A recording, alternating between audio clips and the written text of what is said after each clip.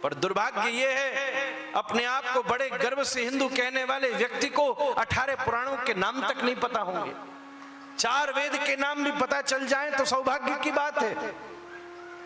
मार्कंडे, मत्स्य, भागवत, भविष्य, वामन, वायु, विष्णु, ब्रह्म, ब्रह्म वैवर्त, ब्रह्मांड, अग्नि, नाद, पद्मलिंग, गरुड़, कूर्म, स्कंद, ये सब पुराणों को अपनी उंगली में रट लेने वाला व्यक्ति ही शास्त्र का सम्मान कर सकता है। कटकेन, ईश, छांदोग्य, बृहदारण्यक, ऐतर, तैतर, मंडू, मांडुक्य, श्वेता, स्वतरोपनिषद, इन उपनिषदों का सम्मान करने वाला ही सनातन धर्म की रक्षा कर सकता है। कितने आश्चर्य की बात है।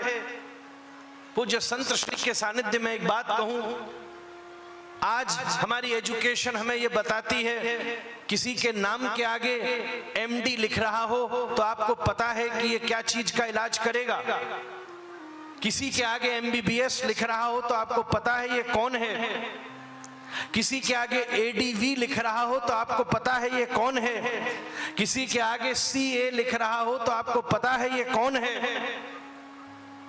किसी के आगे HON लिख रहा हो तो आपको पता है ये कौन है।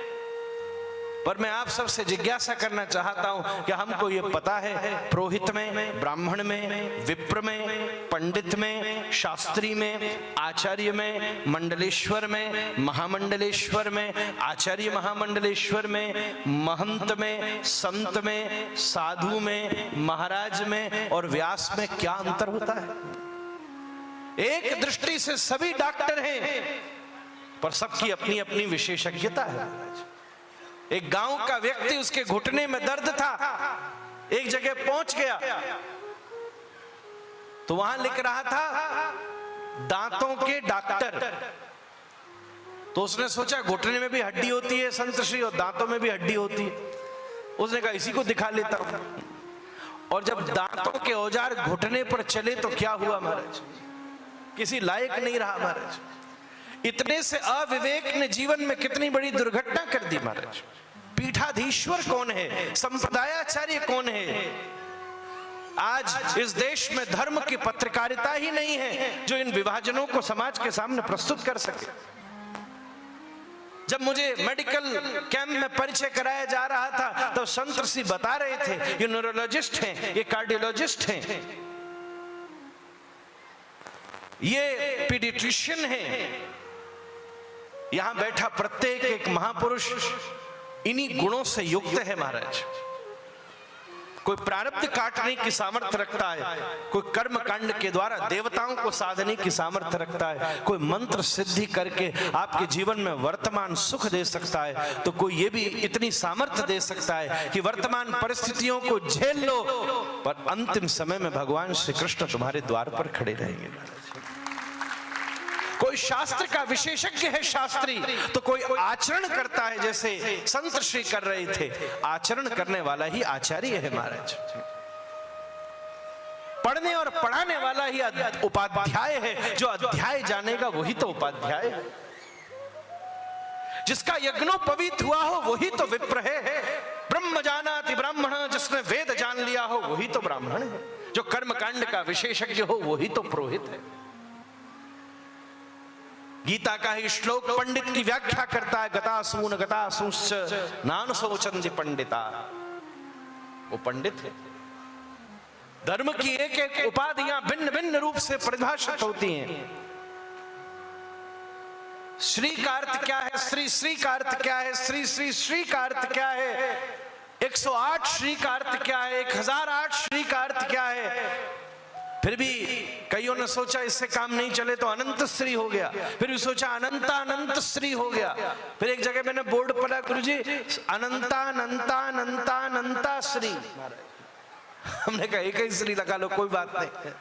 अनंत श्री व्याकरण की दृष्टि से पूर्ण नहीं है।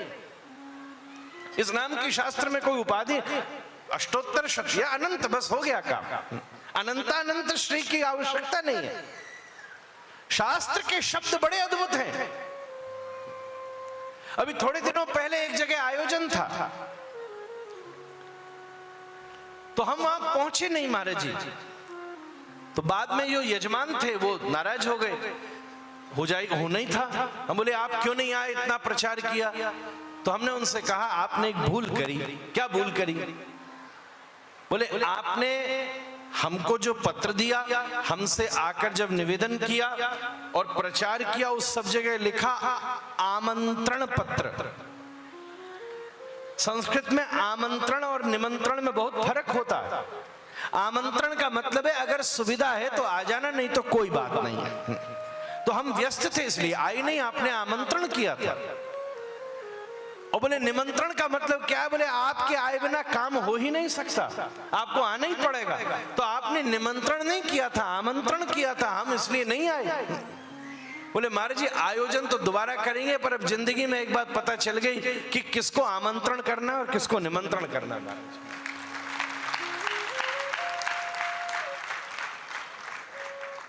ये सब शास्त्र की विशेषज्ञता हमारे भीतर प्रवेश करनी चाहिए। कितनी बड़ी अच्छी बात लगी। आप बिटिया का ब्याह होता है, बड़े बड़े उपहार देते हैं, कितनी सुंदर बात है। भगवान का चित्र दीजिए, उसके साथ साथ उसके ससुराल में अगर सच में भेजने योग्य कोई वस्तु है तो उसके साथ भगवत गीता को भेजिए महाराज। जिस परिस्थिति में वो जा रही है, कौन सा श्लोक उसके जीवन में कौन सा समाधान देगा हम जानते नहीं। जिस 12वें अध्याय का पाठ इस मंच से किया मेरे सामने, में तो बहुत कुछ सोचकर आया था। यहां बैठते ही भगवान ने मानो अपनी इच्छा व्यक्त कर दी इतने मुख से।